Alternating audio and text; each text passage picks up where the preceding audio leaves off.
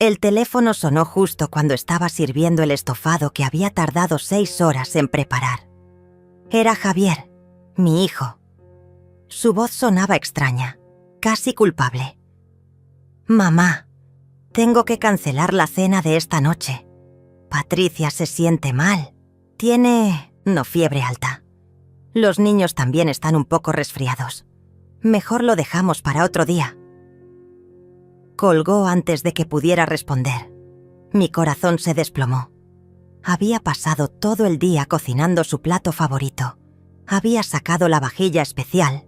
Incluso me había puesto mi vestido rojo elegante, pensando en lo feliz que se vería al verme arreglada para él.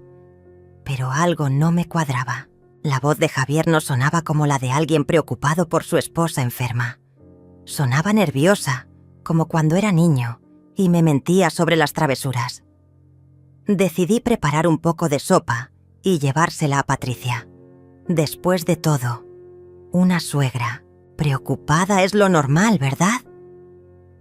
Guardé el estofado en recipientes, tomé las llaves y conduje los 20 minutos hasta su casa, en el barrio residencial donde viven. Al llegar, noté que todas las luces estaban encendidas. Extraño para una casa donde supuestamente todos están enfermos.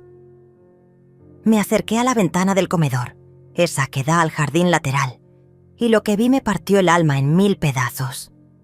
Ahí estaban todos. Javier, Patricia perfectamente sana y sonriente, mis 2 nietos Tadeo y Elías riendo a carcajadas. Tenían la mesa puesta con platos elegantes, velas encendidas, una botella de vino abierta. Patricia llevaba puesto un vestido verde hermoso, como si fuera una ocasión especial. Estaban cenando, todos juntos, sin mí, la familia perfecta que yo pensaba que éramos, pero donde yo claramente sobraba. Patricia le sirvió más vino a Javier mientras él cortaba lo que parecía ser un asado premium. Los niños comían con apetito, contando historias que los hacían reír. Era exactamente la cena familiar que yo había soñado tener esa noche, pero ellos la estaban teniendo sin mí. Me habían mentido descaradamente para excluirme de su momento feliz. Mis piernas temblaron. El frío de la noche se me metió hasta los huesos, pero no era nada comparado con el hielo que sentía en el pecho. Llevaba 6 horas cocinando para ellos. Había gastado mi pensión en ingredientes caros. Me había arreglado como una quinceañera esperando impresionar a mi propia familia. Y ellos habían planeado deliberadamente dejarme fuera. No era un olvido. No era un malentendido. Era una exclusión calculada y cruel. Me quedé ahí parada, aferrándome a los recipientes con mi comida casera, viendo cómo mi familia disfrutaba de su cena secreta. Patricia alzó su copa de vino y brindó por algo que no pude escuchar. Javier sonrió de una manera que hacía años no me dedicaba a mí. Mis nietos se veían felices, relajados, libres de mí, aparentemente. Entonces, Tadeo, mi nieto mayor, dijo algo que hizo que todos estallaran en carcajadas. Patricia se limpió las lágrimas de tanto reír. Javier palmeó la mesa con diversión. Era una escena perfecta de felicidad familiar. El problema era que yo no estaba en esa fotografía. Nunca había estado, me di cuenta. Siempre había sido la invitada obligada, la que toleraban por educación, no la que deseaban por amor. El aroma de mi estofado, que hasta hace una hora me había llenado de orgullo, ahora me daba náuseas. Toda esa comida preparada con amor, toda esa ilusión, toda esa esperanza de reconectar con ellos después de tantos almuerzos tensos y visitas incómodas. Me había engañado a mí misma pensando que las cosas podían mejorar, que podíamos volver a ser una familia unida como antes. Patricia se levantó para traer el postre. Se movía con gracia, sonriendo, siendo la perfecta anfitriona para mi hijo y mis nietos, en mi lugar. Era ella quien ahora ocupaba el rol de matriarca de la familia, mientras yo me había convertido en una reliquia molesta del pasado, una obligación, un estorbo, Mis manos comenzaron a temblar tanto que casi se me caen los recipientes. 67 años de vida, 45 años siendo madre, 15 años siendo abuela, y este era mi premio: ser la mentirosa oficial de la familia, la que merecía ser engañada para que el resto pudiera ser feliz en paz.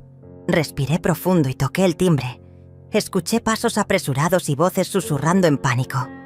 «¡Es mamá!», oí que decía Javier con terror.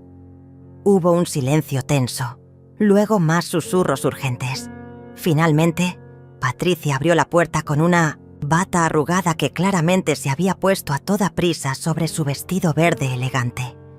Tenía el cabello despeinado a propósito y se tocaba la frente fingiendo malestar. «Cecilia, ¿qué haces aquí?». Su actuación era tan mala que daba pena. «Estoy muy enferma, no deberías estar cerca». Tosió de manera exagerada. Una tos falsa que sonaba más a ladrido de perro que a síntoma de gripa. Detrás de ella pude ver a Javier recogiendo desesperadamente los platos de la mesa, mientras los niños corrían hacia sus cuartos con las mejillas aún rojas de la risa. «Traje sopa para ti y los niños», dije con una calma que no sentía. «Javier me dijo que estaban enfermos». La miré directo a los ojos. Ella apartó la vista, nerviosa. «¡Qué detalle, el tuyo! Pero realmente no puedo recibirte. Los niños están durmiendo ya. Tienen mucha fiebre». En ese momento, escuché claramente la risa de Elías desde el piso de arriba. Patricia se puso rígida. Es delirio por la fiebre», murmuró patéticamente.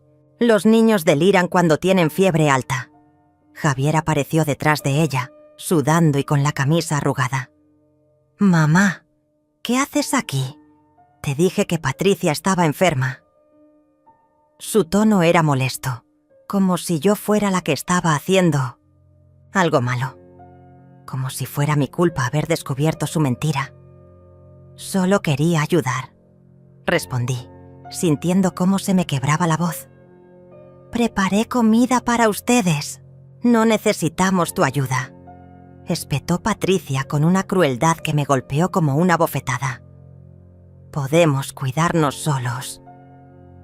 Javier no dijo nada para defenderme, solo asintió, apoyando a su esposa. Su silencio fue más doloroso que cualquier insulto. «Está bien», susurré. «Entiendo». Pero no entendía nada. No entendía cómo mi propio hijo podía quedarse callado mientras su esposa me humillaba en mi propia cara. No entendía cómo podían mentirme tan descaradamente y luego hacerme sentir como la culpable. Me di la vuelta para irme, pero antes de que pudiera alejarme, escuché a Patricia susurrarle a Javier. «Tu madre es demasiado dramática. Siempre exagera todo. No puede aceptar que ya no somos niños que necesitan su protección». Se rieron bajito, como si fuera una broma privada entre ellos. Mis piernas se volvieron de gelatina. «Dramática, exagerada». Esas palabras se clavaron en mi pecho como dagas envenenadas. ¿Dramática por querer compartir una cena con mi familia? ¿Exagerada por preocuparme cuando me dijeron que estaban enfermos? ¿Dramática por amar demasiado? Caminé hacia mi carro como un zombi, con los recipientes de comida pesándome más que piedras. Cada paso me dolía. No en las piernas, sino en el alma. Había gastado mi pensión en ingredientes caros. Había cocinado durante horas con amor. Me había arreglado como una novia esperando agradarles. Y ellos me pagaban con mentiras y desprecio. Subí al carro y me quedé ahí sentada, temblando. Las lágrimas empezaron a caer sin que pudiera detenerlas. No eran lágrimas de tristeza solamente, sino de rabia pura. Rabia conmigo misma por haber sido tan ingenua, por haber creído que las cosas podían cambiar, por haber permitido que me trataran como una idiota durante tanto tiempo. Encendí el carro y manejé de vuelta a casa, pero las calles se veían borrosas por las lágrimas. Tuve que orillarse 2 veces porque no podía ver bien. Mi corazón latía tan fuerte que pensé que me iba a dar un infarto ahí mismo. 67 años y recién estaba descubriendo que mi familia me veía como un estorbo. Llegué a mi casa y me senté en la cocina, rodeada de todos los preparativos inútiles. La mesa perfectamente puesta para 5 personas que nunca iban a llegar. El estofado que se enfriaba lentamente, perdiendo su aroma. Las flores que se marchitarían sin haber sido admiradas por nadie más que por mí. Tomé uno de los platos de porcelana, esos que había heredado de mi madre, y lo observé detenidamente. Era hermoso, delicado, valioso, como yo había sido alguna vez. Pero ahora, como yo, ya no le importaba a nadie. Era solo un objeto del pasado que ocupaba espacio. Entonces algo dentro de mí se rompió. No el plato, yo. Se rompió esa parte de mí que siempre había tratado de mantener unida a la familia, que había aguantado desprecios y humillaciones con tal de no perder a mis seres queridos. Se rompió esa Cecilia que mendiga amor y que acepta migajas de afecto como si fueran banquetes.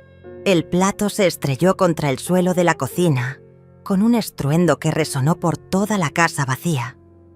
Los pedazos de porcelana se esparcieron como lágrimas cristalizadas, reflejando la luz del techo.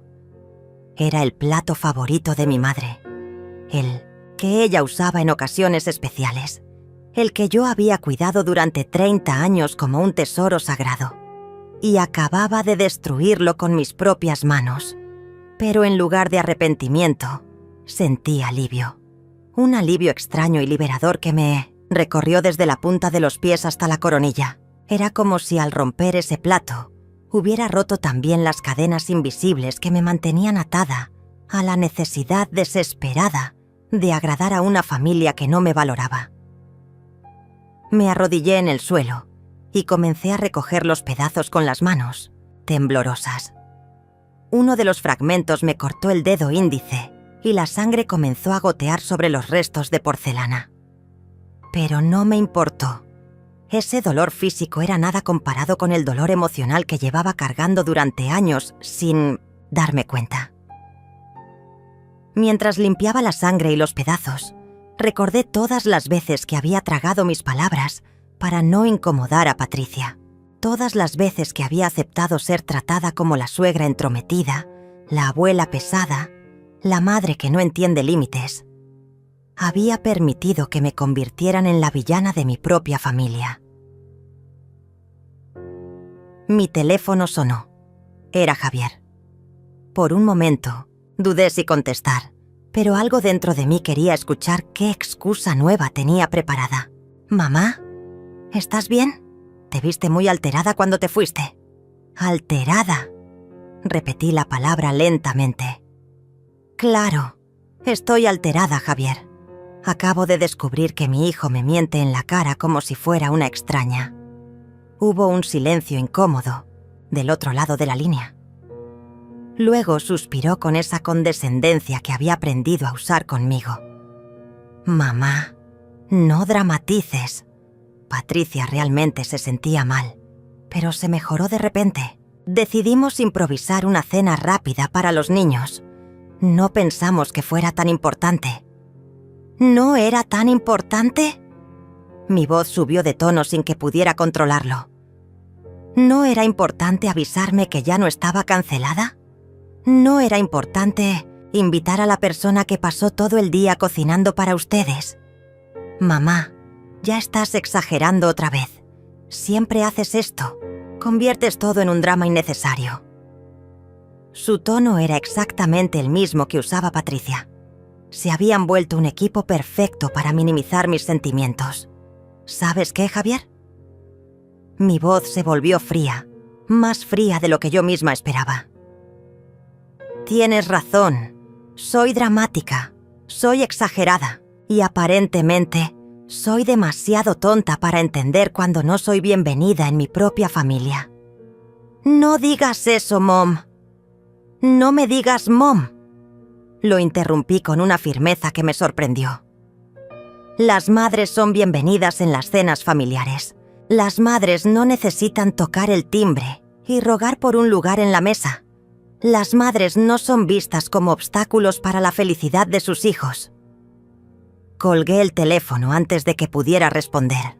Mis manos seguían temblando, pero ahora era de adrenalina, no de dolor.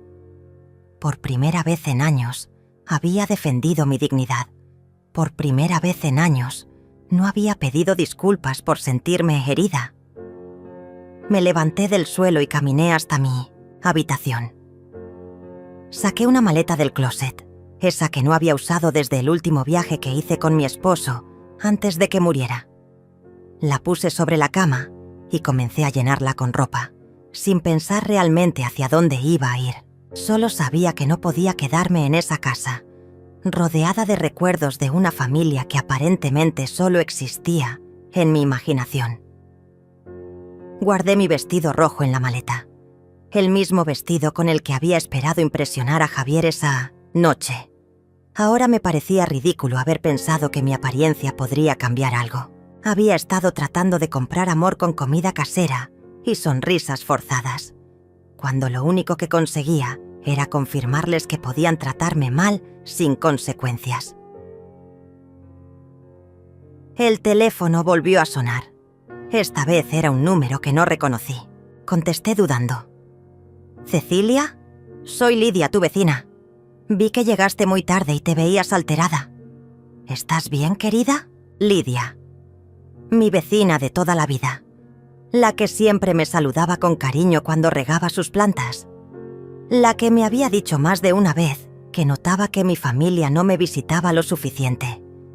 La que aparentemente se había dado cuenta de mi dolor antes que yo misma. «No, Lidia», respondí con la voz quebrada. «No estoy bien.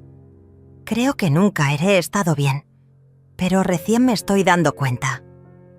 «Ven a mi casa», me dijo sin dudar. «Tengo té caliente y oídos que escuchan. Y sobre todo, tengo algo que decirte que debí haberte dicho hace mucho tiempo». Tomé mi maleta y caminé hacia la casa de Lidia. Eran apenas las 10 de la noche, pero me sentía como si hubiera vivido una vida entera en esas últimas horas. Lidia me recibió en la puerta con una bata de flores y una sonrisa maternal que me hizo quebrarme inmediatamente. No dijo nada, solo me abrazó mientras yo lloraba como una niña perdida. Su sala era acogedora, llena de plantas y fotografías de sus hijos que vivían en otros países. Me senté en su sofá mientras ella preparaba té de manzanilla. «Querida Cecilia», me dijo mientras me entregaba la taza humeante. «Llevo años esperando este momento. Años esperando que te dieras cuenta de lo que todos los vecinos vemos, pero que tú te niegas a aceptar». «¿Qué quieres decir?», pregunté, aunque en el fondo ya sabía la respuesta. «Tu familia te trata como si fueras invisible, Cecilia. Como si fueras una empleada doméstica que puede ser convocada y despedida a conveniencia». Se sentó a mi lado y tomó mis manos entre las suyas. «Llevo 3 años viendo cómo llegas de sus visitas con la cara descompuesta. Cómo te esfuerzas en preparar comidas elaboradas que ellos apenas tocan. Cómo corres cada vez que ellos chasquean los dedos, pero cuando tú los necesitas, siempre tienen una excusa. Sus palabras eran como puñales, pero puñales que cortaban las mentiras que me había estado diciendo a mí misma. Recuerdo cuando tu esposo vivía», continuó Lidia. «Ellos venían seguido, cenaban contigo, los niños jugaban en tu jardín, pero desde que enviudaste, es como si te hubieran convertido en un fantasma. Solo apareces cuando necesitan algo. Cuando Patricia tuvo a Elías y necesitaba quien cuidara a Tadeo, cuando se fueron de vacaciones y alguien tenía que regar sus plantas, cuando necesitaron dinero prestado para el enganche de la casa nueva. Mi corazón se aceleró. ¿Cómo sabes lo del préstamo? Porque me lo contaste tú misma, querida. Me dijiste que les habías prestado 30,000 pesos para la casa, pero que no te habían devuelto ni un centavo en 2 años. Y cuando les Preguntaste por el dinero. Patricia te dijo que las abuelas no les cobran a los nietos por ayudarlos. Las palabras de Lidia me golpearon como un mazo. Había reprimido esa conversación tan profundamente que casi la había olvidado. Patricia me había hecho sentir codiciosa por pedirles que me devolvieran mi dinero. Dinero que había ahorrado durante años de mi pensión. Dinero que me había costado sudor y sacrificios. Esa no es la peor parte, continuó Lidia con delicadeza. La peor parte es que yo sé exactamente por qué cancelaron la cena de hoy. Lo sé porque Patricia se lo contó a la vecina de enfrente ayer en la mañana. Me enderecé en el sofá, sintiendo cómo se me helaba la sangre. ¿Qué dijo? Lidia, suspiró profundamente antes de continuar. Dijo que querían tener una cena familiar íntima, solo ellos 4, sin interferencias externas. Dijo que tú siempre haces comentarios sobre cómo educan a los niños, que siempre criticas la comida que ella prepara, que siempre cuentas historias largas y aburridas sobre el pasado que los niños no entienden. Cada palabra era como ácido en mis heridas. Dijo que Javier está de acuerdo en que necesitan espacio como familia nuclear, que las abuelas de antes no entendemos los métodos modernos de crianza, que eres demasiado dramática y que cualquier cosa la conviertes en tragedia. Me levanté del sofá bruscamente, sintiendo náuseas. ¿Por qué no me dijiste esto antes? Porque no era mi lugar, respondió Lidia suavemente. Y porque esperaba que tú te dieras cuenta sola, pero también porque tengo algo más que decirte, algo que cambió todo para mí y que espero que cambie todo para ti también. Se levantó y fue hacia un escritorio antiguo en el rincón de la sala. Sacó una carpeta amarilla y regresó a sentarse conmigo. Cuando mi esposo murió hace 5 años, mis hijos también comenzaron a tratarme diferente, como si fuera una carga, como si mi dolor los incomodara. Llegué a un punto donde me sentía exactamente como tú te sientes ahora. Invisible, no deseada, dramática. Abrió la carpeta y me mostró varios documentos.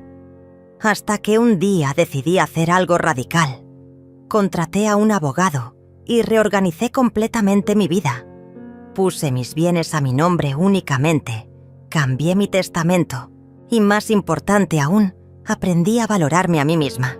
Miré los documentos sin entender completamente. ¿Qué tiene que ver esto conmigo?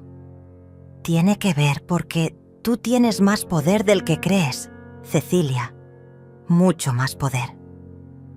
Sus ojos brillaron con una determinación que nunca le había visto. Tú eres dueña de la casa donde vive Javier, ¿verdad?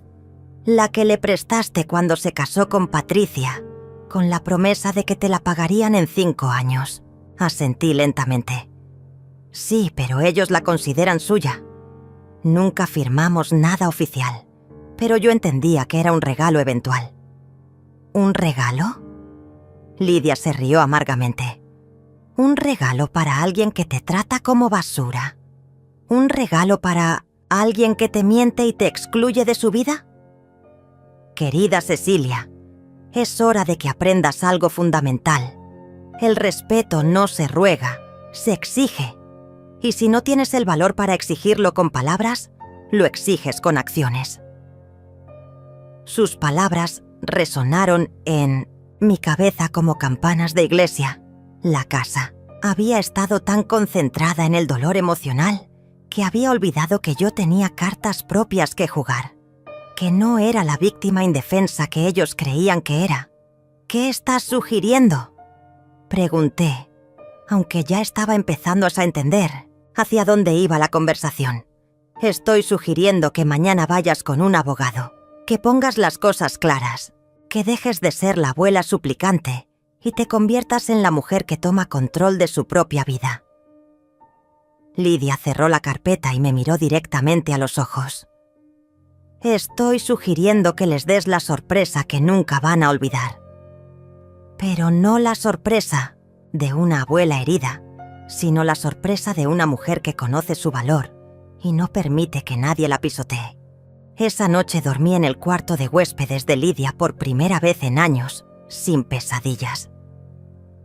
Me desperté al amanecer sintiéndome extrañamente liviana, como si me hubiera quitado un peso invisible de los hombros. Lidia ya estaba despierta, preparando café y tostadas. «Buenos días, guerrera», me dijo con una sonrisa que me hizo sentir más fuerte de lo que me había sentido en décadas. Después del desayuno, Lidia me acompañó al bufete de abogados, donde ella había arreglado sus asuntos. El licenciado Martínez era un hombre mayor, de cabello canoso y modales gentiles, pero con una mirada que transmitía autoridad absoluta. Cuando le conté mi historia, no mostró sorpresa. Aparentemente, casos como el mío eran más comunes de lo que imaginaba. «Señora Cecilia», me dijo mientras revisaba los documentos de la casa, «usted tiene derechos legales muy claros aquí. La propiedad está completamente a su nombre. Su hijo y su familia han estado viviendo ahí por cortesía suya, no por derecho legal». Sus palabras me dieron una sensación de poder que había olvidado que existía. «¿Qué opciones tengo?», pregunté, sintiendo por primera vez en años que yo tenía el control de la situación. «Varias», respondió el abogado. «Puede formalizar un contrato de arrendamiento con pagos mensuales. Puede vender la propiedad. O puede solicitar que desocupen la vivienda. Todo depende de qué tan lejos esté dispuesta a llegar para recuperar su dignidad». La palabra dignidad resonó en mi mente como un eco poderoso. Sí, eso era exactamente lo que había perdido. Mi dignidad. La había entregado pedazo a pedazo cada vez que acepté ser tratada como menos que una persona completa. «Quiero que prepare los documentos para todas las opciones», le dije con una firmeza que me sorprendió a mí misma. «Y quiero que revise mi testamento actual. Creo que necesita algunos cambios importantes». Regresé a casa de Lidia esa tarde con una carpeta llena de documentos legales y un plan completamente nuevo para mi vida. Por primera vez en años, me sentía como la protagonista de mi propia historia, no como un personaje secundario en la vida de otros. Mi teléfono había estado sonando toda la mañana. Javier había llamado 7 veces, Patricia 3, y hasta los niños habían dejado mensajes preguntando dónde estaba la abuela. Aparentemente mi ausencia había sido notada. Qué curioso cómo se dan cuenta de que existes cuando no estás disponible para servirles. Decidí no contestar ninguna llamada. En su lugar, Lidia y yo fuimos de compras. Me compré ropa nueva, moderna, elegante. Un vestido verde esmeralda que realzaba mis ojos, zapatos cómodos pero sofisticados. Incluso me hice el cabello en un salón de belleza. Cuando me vi en el espejo, no reconocí a la mujer que me devolvía la mirada. Esta mujer se veía segura, fuerte, hermosa. Esta mujer no rogaba por amor, ni aceptaba migajas de atención. Esa noche, mientras cenábamos en un restaurante elegante del centro de la ciudad, Lidia me contó cómo había sido su proceso de recuperación personal. «Los primeros meses fueron los más difíciles», me confesó. «Mis hijos me llamaban llorando, diciéndome que estaba siendo cruel, que las familias se ayudan sin condiciones. Pero gradualmente comenzaron a tratarme diferente, con respeto, con consideración real». «¿No te arrepentiste nunca?», le pregunté. «Al principio sí, pero luego me di cuenta de algo fundamental. Ellos no me extrañaban a mí, extrañaban a la empleada gratuita que había sido. Cuando establecí límites claros y dejé de estar disponible las 24 horas, tuvieron que aprender a valorar el tiempo que sí compartíamos». Sus palabras me dieron el valor final que necesitaba para lo que tenía planeado hacer. Al día siguiente, martes por la mañana, me vestí con mi conjunto nuevo y me dirigí a la casa donde vivía mi hijo. La casa que yo había comprado, que yo había decorado, que yo había mantenido durante años sin recibir ni un peso de renta, ni un gracias sincero. Toqué el timbre a las 10 de la mañana. Patricia abrió la puerta en pijama, con el cabello despeinado y cara de pocos amigos. «Cecilia, ¿dónde has estado? Javier ha estado preocupadísimo. Los niños preguntaron por ti ayer en la noche». «Buenos días, Patricia», respondí con una sonrisa que no llegaba a mis ojos. «Necesito hablar con Javier. ¿Está en casa? Está trabajando desde la oficina de arriba», respondió, mirándome de arriba abajo con desconcierto. Claramente mi nueva apariencia la había tomado por sorpresa. «¿Estás bien? Te ves diferente». «Estoy mejor que nunca», respondí, y por primera vez en años era completamente cierto. Javier bajó las escaleras con prisa, aliviado de verme. «Mamá, ¿dónde estuviste? No contestaste el teléfono en toda la noche. Pensé que te había pasado algo». «Necesitamos hablar», le dije, directamente, los tres, sobre el futuro de esta familia y sobre algunos cambios importantes que van a suceder. Patricia y Javier intercambiaron miradas nerviosas. Podían sentir que algo había cambiado fundamentalmente, pero aún no sabían qué. Se sentaron en el sofá de la sala, mientras yo permanecí de pie. Quería la ventaja psicológica de la altura. Saqué la carpeta de documentos legales y la puse sobre la mesa de centro. «He estado pensando mucho sobre nuestra relación familiar», comencé, manteniendo mi voz calmada y controlada. «Y he llegado a algunas conclusiones importantes que quiero compartir con ustedes». Javier se inclinó hacia adelante, preocupado. «Mamá, si esto es sobre la cena del domingo, ya te expliqué que...» «No», lo interrumpí con firmeza. «No es sobre la cena del domingo. Es sobre los últimos 5 años. Es sobre el respeto. Es sobre el valor que ustedes le dan a mi presencia en sus vidas». Patricia se puso tensa. Podía sentir que se avecinaba una tormenta. «Es sobre el hecho de que esta casa donde ustedes viven, donde han construido sus recuerdos familiares, donde planean criar a mis nietos, me pertenece legalmente a mí». El silencio que siguió a mis palabras fue ensordecedor. Patricia se puso blanca como papel y Javier abrió la boca sin que saliera sonido alguno. Era como si hubiera detonado una bomba en medio de su sala perfectamente decorada. La sala que, por cierto, había sido amueblada con mi dinero. «Mamá, ¿de qué estás hablando?». Javier finalmente encontró su voz, pero sonaba extraña, aguda. «Esta es nuestra casa. Llevamos 5 años viviendo aquí. Los niños crecieron aquí». «Sí», respondí con una calma que contrastaba dramáticamente con el pánico que veía en sus rostros. «Han vivido aquí 5 años, en mi casa, la casa que compré, que está a mi nombre, y por la cual nunca me han pagado ni un peso de renta». Abrí la carpeta y saqué los documentos de propiedad. Los puse sobre la mesa como cartas de póker que acababa de revelar. «Aquí están las escrituras. Mi nombre, mi firma, mi inversión. Durante 5 años he sido su casera gratuita, su banco, personal, su niñera a demanda y su cocinera de fin de semana. Pero aparentemente, eso no me da derecho ni siquiera a ser invitada a una cena familiar». Patricia se levantó bruscamente del sofá. «Esto es chantaje emocional.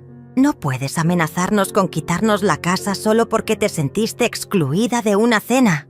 ¿Chantaje emocional?». Repetí sus palabras lentamente, saboreando la ironía. «Como cuando me dijeron que Tadeo estaba enfermo para que yo fuera a cuidarlo, pero resultó que querían salir solos a cenar. Como cuando me pidieron que cancelara mis vacaciones para cuidar a Elías mientras ustedes se iban a Cancún. Como cuando me dijeron que necesitaban el préstamo para una emergencia médica, pero lo usaron para remodelar la cocina». Javier se puso de pie, su cara roja de ira. Eres nuestra familia. Las familias se ayudan entre sí. Exactamente, respondí, sintiéndome más poderosa con cada palabra. Las familias se ayudan entre sí. Las familias se respetan mutuamente. Las familias no se mienten sobre cenas canceladas. Las familias no tratan a sus madres como empleadas domésticas desechables. Saqué el segundo conjunto de documentos. He estado con un abogado, Javier. He revisado toda nuestra situación legal y financiera. ¿Sabían que durante estos 5 años el valor de esta propiedad se ha incrementado en un 40%? ¿Sabían que podrían venderla ahora por casi el doble de lo que yo pagué? Patricia se acercó a la mesa y tomó los documentos con manos temblorosas. No puedes hacer esto, Cecilia. Somos tu familia. Tadeo y Elías son tus nietos.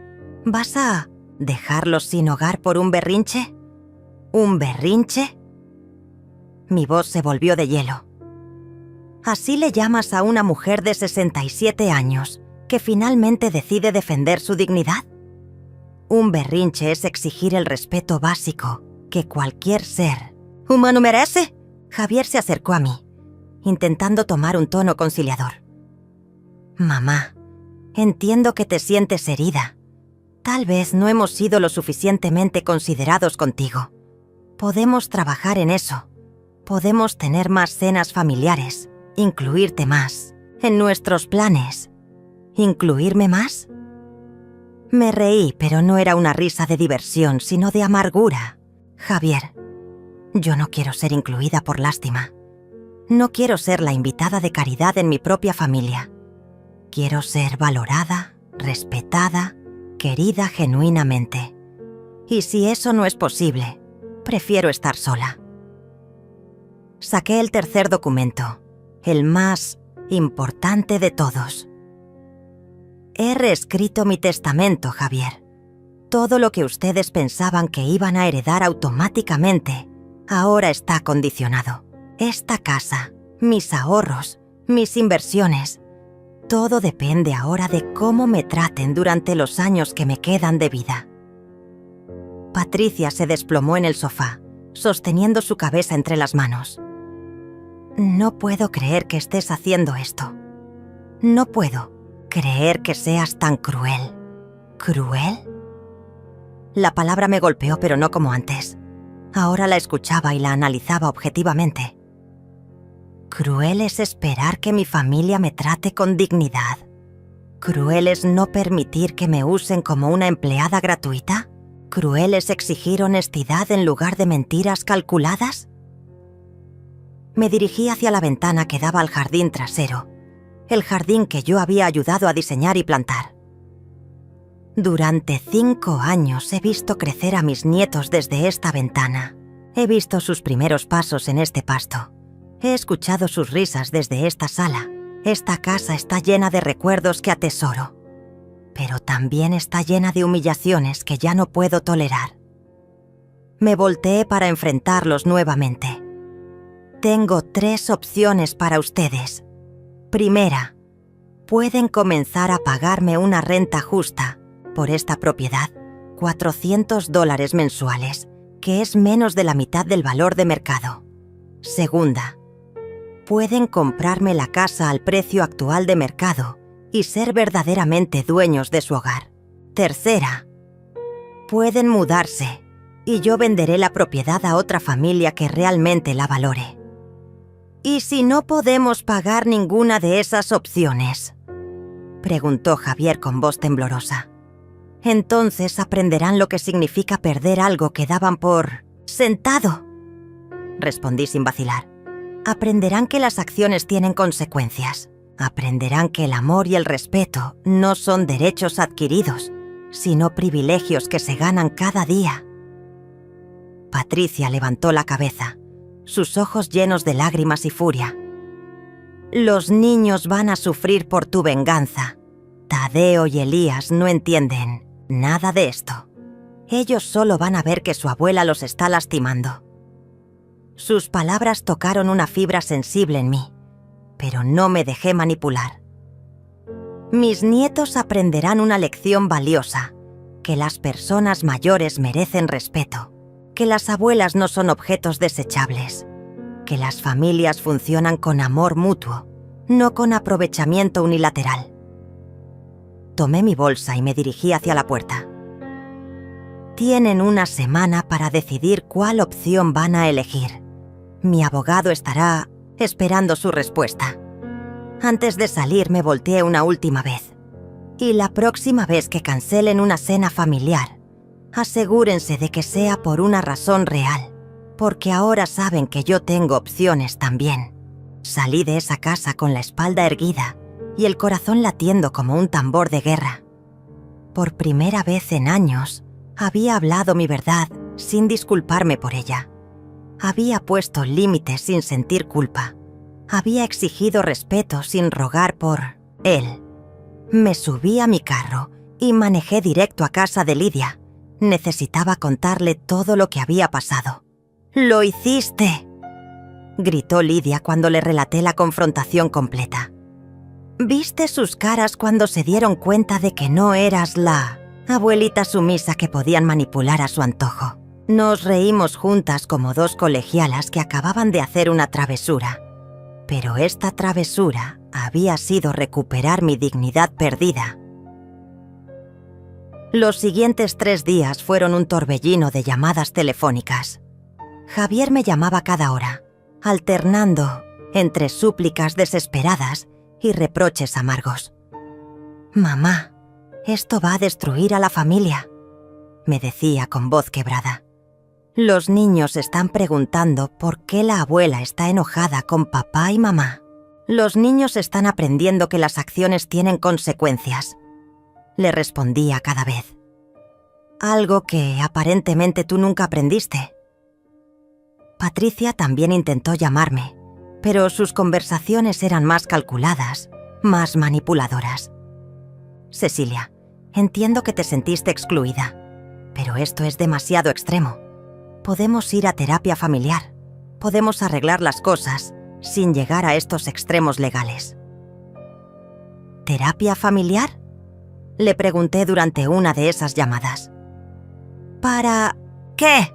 ¿Para que un terapeuta me diga que tengo derecho a ser respetada?». «Ya lo sé. ¿Para que me enseñe a comunicar mis necesidades?». «Ya las comuniqué. Ahora es su turno de decidir si van a respetarlas o no». El 4.º día, algo cambió. Las llamadas se volvieron menos frecuentes, pero más venenosas. Javier me llamó a las 11 de la noche. Claramente había estado bebiendo. «¿Sabes qué, mamá? Patricia tiene razón. Siempre has sido dramática. Siempre has exagerado todo. Papá te aguantaba porque era un santo, pero nosotros no tenemos por qué hacerlo». Sus palabras me dolieron, pero no como antes. Ahora las escuchaba, como lo que eran.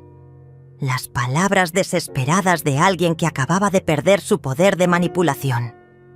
«Si eso es lo que realmente piensas de mí, Javier, entonces estás confirmando que tomé la decisión correcta. ¡Te vas a quedar sola!», me gritó antes de colgar. «Completamente sola, y te lo vas a merecer». Esa noche lloré.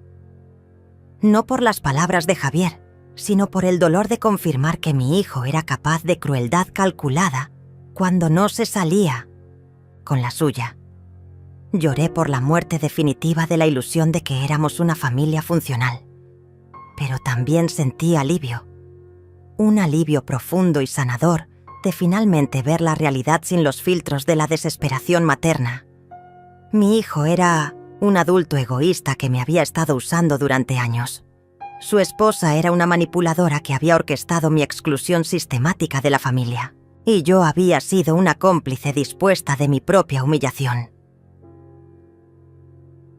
El 5.º día llegó la respuesta oficial. No por teléfono, sino por medio de un abogado. Habían contratado a un licenciado para que me dijera que estaban dispuestos a negociar, pero que consideraban mis demandas excesivas e irracionales. Querían pagarme $100 mensuales de renta. como gesto de buena voluntad. $100. Por una casa que valía $300,000. Era tan insultante que me reí en voz alta cuando el licenciado Martínez me leyó la propuesta. «Por teléfono. ¿Cuál es su respuesta, señora Cecilia?», me preguntó mi abogado. Mi respuesta es no. Definitivamente no. Que procedan con la opción 3. Tienen 30 días para desocupar la propiedad. Esa tarde, mientras organizaba mis cosas en casa de Lidia, recibí una llamada inesperada. Era Tadeo, mi nieto mayor. Tenía 12 años y su voz sonaba confundida y triste. «Abuela, ¿por qué papá dice que nos vas a quitar la casa? ¿Por qué? ¿Estás enojada con nosotros? ¿Hicimos algo malo?». Mi corazón se partió en 1000 pedazos. Esa era la conversación que más había temido. «Mi amor, no estoy enojada contigo ni con tu hermano. Ustedes no hicieron nada malo. Los amo más que a mi propia vida. Entonces, ¿por qué mamá llora todo el tiempo? ¿Por qué papá dice que eres mala?». Cerré los ojos y respiré profundo. «Tadeo, a veces los adultos tenemos problemas que son difíciles de explicar, pero quiero que sepas algo muy importante. Nada de lo que está pasando es culpa tuya o de Elías, y mi amor por ustedes nunca va a cambiar. ¿Puedo ir a verte? Te extraño, abuela». «Claro que puedes venir a verme, mi amor. Cuando tus papás estén listos para hablar como adultos, podremos arreglar las visitas». Esa noche, Lidia me encontró llorando en el jardín. «¿Te arrepientes?», me preguntó suavemente. «Me duele», le respondí honestamente. «Me duele mucho, pero no me arrepiento.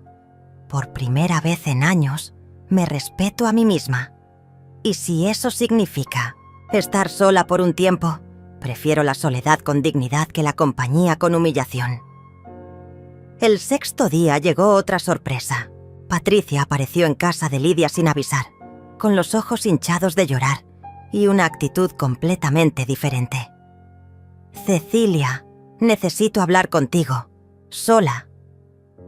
Lidia nos dejó en la sala y Patricia se sentó frente a mí con las manos temblorosas.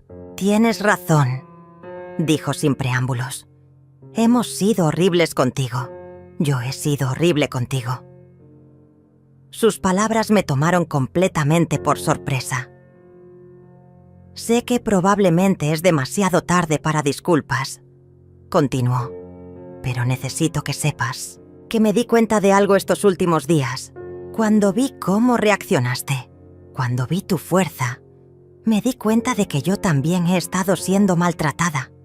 No por ti, sino por mi propia familia. Y aprendí de ti que una mujer puede defenderse». «¿Qué quieres decir?», pregunté, genuinamente confundida. «Mi madre me trata exactamente como nosotros te tratamos a ti, como una empleada, como alguien que existe para servir a otros. Y cuando vi tu valor para defenderte, me inspiré a hacer lo mismo con ella». Patricia continuó hablando, y por primera vez en 5 años, la estaba escuchando sin resentimiento. «Mi madre siempre me ha criticado todo. Cómo educo a los niños, cómo cocino, cómo manejo mi matrimonio. Y yo, sin darme cuenta, comencé a hacer lo mismo contigo. Como si criticarte a ti me diera el poder que no tenía para defenderme de ella». Sus palabras me pegaron como un rayo de comprensión. «Cuando te excluimos de las cenas, cuando te mentimos, cuando minimizamos tus sentimientos, estaba repitiendo el patrón que mi madre usa conmigo. Te convertí en mi chivo expiatorio porque era más fácil que enfrentar mis propios problemas». Se limpió las lágrimas con el dorso de la mano. «Pero verte plantarte, verte defender tu dignidad con tanta fuerza, me hizo entender que yo también merezco respeto. Ayer le dije a mi madre exactamente lo que tú nos dijiste a nosotros, que no permitiría más humillaciones». Me quedé en silencio, procesando esta revelación inesperada. Patricia no era solo la villana de mi historia. También era víctima de su propia historia familiar tóxica. ¿Qué dijo tu madre? Pregunté finalmente. Lo mismo que nosotros te dijimos a ti, que era dramática, que exageraba, que las familias se ayudan sin condiciones. Pero esta vez no me dejé manipular. Le dije que el amor sin respeto no es amor, es abuso disfrazado. Patricia se acercó más a mí en el sofá. Cecilia, sé que he sido terrible contigo. Sé que probablemente no merezco tu perdón, pero quiero pedirte algo. No como nuera pidiendo favores, sino como mujer hablando con otra. Mujer que ha encontrado su fuerza. ¿Qué quieres pedirme? Enséñame cómo no volver a ser la persona que fui contigo. Enséñame cómo mantener esta nueva fuerza que siento. Porque tengo miedo de que cuando pase la crisis, vuelva a caer en los mismos patrones. Su vulnerabilidad me conmovió de una manera que no esperaba. Patricia, el primer paso es reconocer el patrón, y ya lo hiciste. El segundo es decidir conscientemente, cada día, ser diferente. Nos quedamos en silencio por unos minutos. Luego Patricia habló de nuevo, con voz más firme. Javier está furioso conmigo por venir a hablar contigo.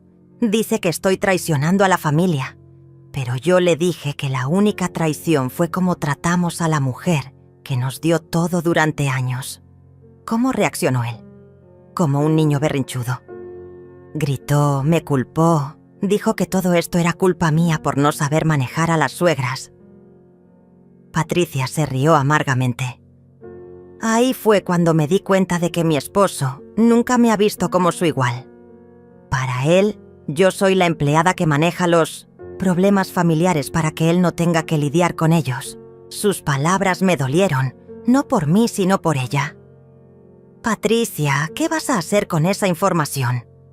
Voy a hacer lo mismo que tú hiciste. Voy a establecer límites. Voy a exigir respeto. Y si no lo obtengo, voy a tomar decisiones difíciles. Se enderezó en el sofá. Empezando por esto. Quiero pagarte la renta completa que pediste. $400 mensuales. ¿Con qué dinero? Pregunté sorprendida.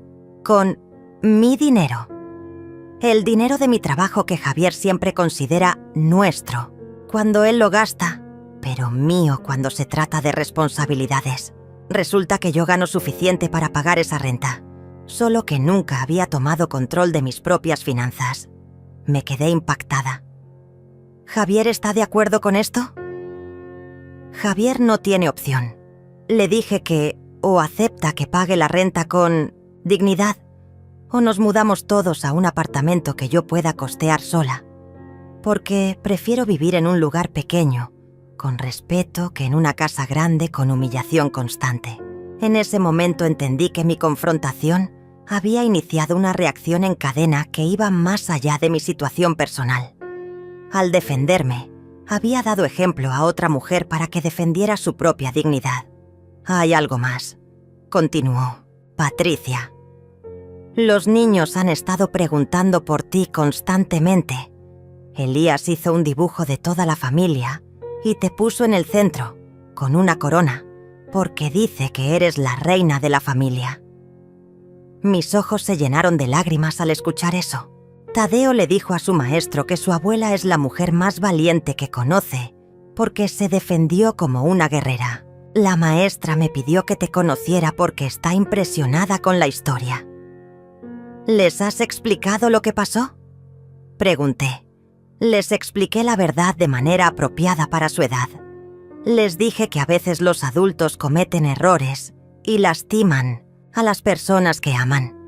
Que la abuela no nos dejó por ser mala, sino porque nosotros fuimos malos con ella. Y que cuando lastimas a alguien, esa persona tiene derecho a protegerse. Sus palabras me dieron esperanza. ¿Cómo reaccionaron? Tadeo dijo que él también se alejaría de alguien que lo tratara mal.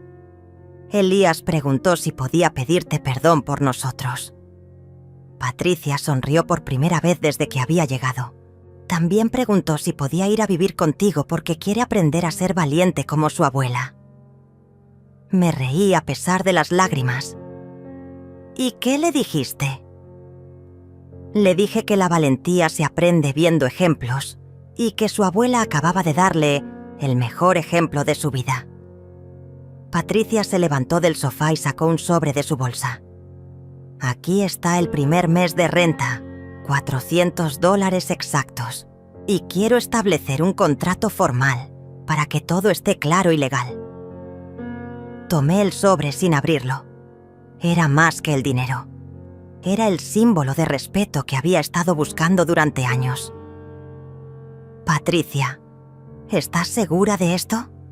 ¿Estás dispuesta a enfrentar la reacción de Javier? Cecilia, en los últimos días he visto lo que pasa cuando una mujer se defiende. He visto la paz que tienes ahora, la dignidad que irradias. Quiero eso para mí también. Y si eso significa enfrentar conflictos, prefiero conflictos con dignidad que paz con humillación. Se dirigió hacia la puerta, pero antes de salir se volteó.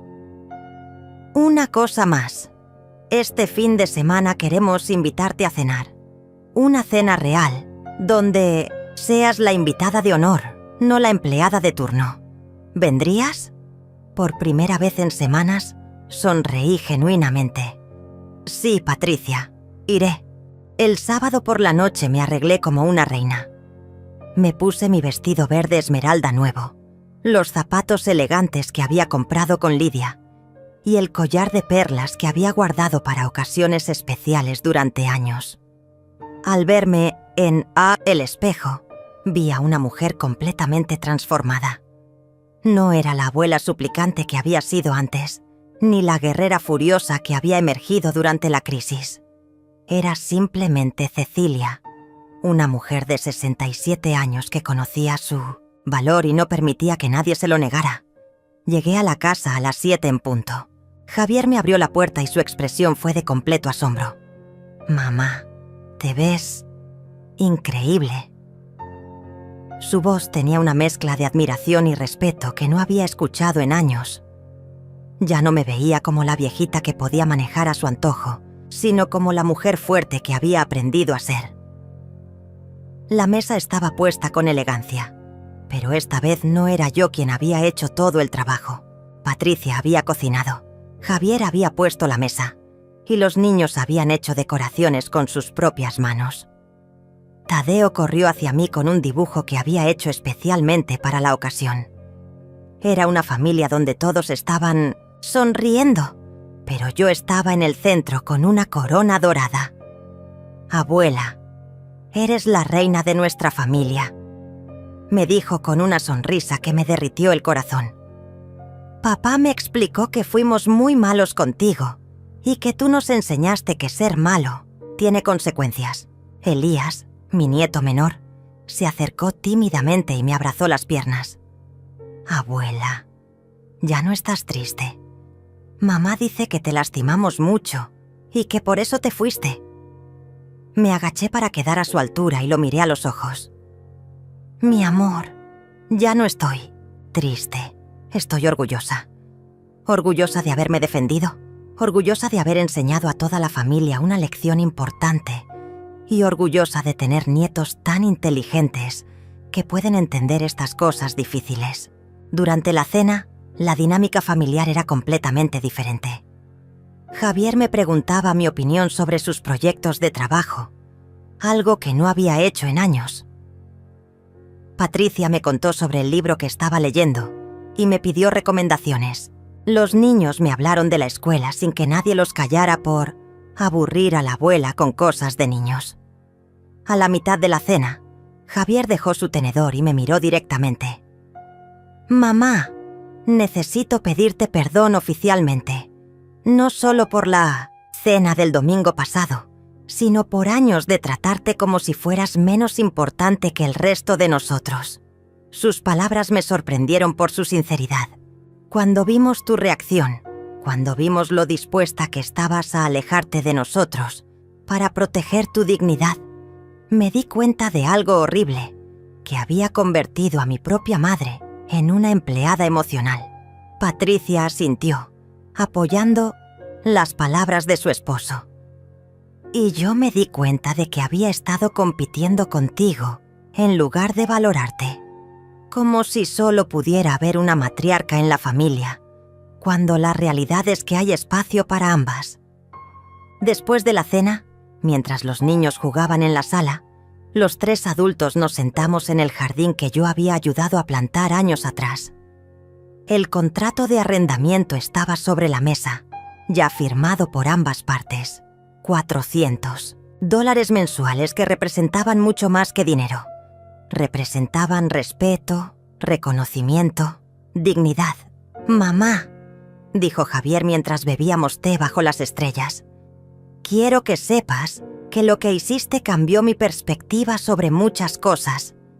No solo sobre cómo te trataba a ti, sino sobre cómo trato a Patricia, cómo manejo mis responsabilidades, cómo veo las relaciones familiares. Me enseñaste que el amor sin respeto es manipulación», agregó Patricia, «y que una mujer de cualquier edad tiene derecho a defenderse cuando no la valoran». Les conté sobre Lidia, sobre cómo su apoyo había sido fundamental para encontrar mi fuerza. Les hablé del proceso legal, de las noches que había llorado, de los momentos en que había dudado si estaba haciendo lo correcto. «¿Dudaste?», preguntó Javier, sorprendido. «Por supuesto que dudé. Dudé cuando me dijiste que me iba a quedar sola.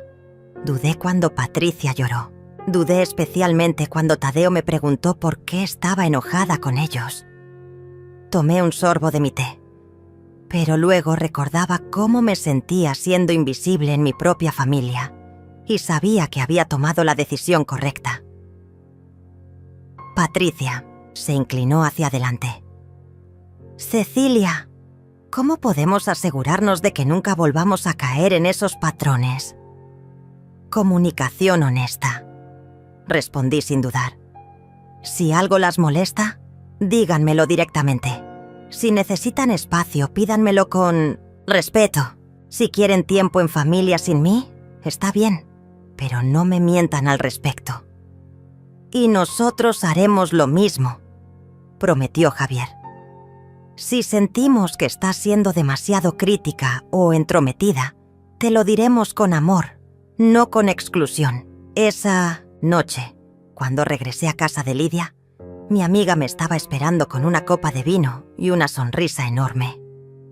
«¿Cómo estuvo la cena de la nueva Cecilia?» «Fue perfecta», le respondí honestamente.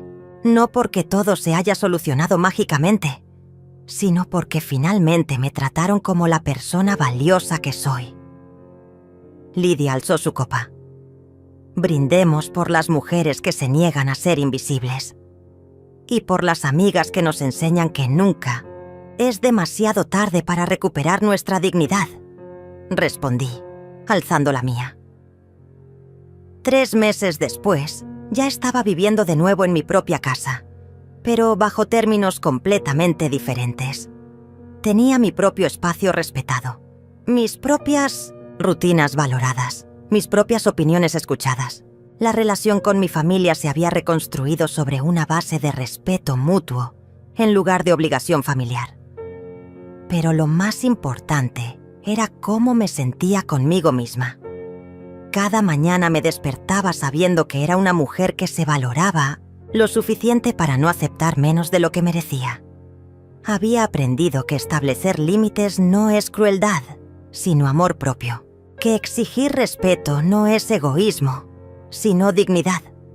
Y cuando otras mujeres de mi edad me preguntaban cómo había encontrado el valor para defenderme, les decía siempre lo mismo.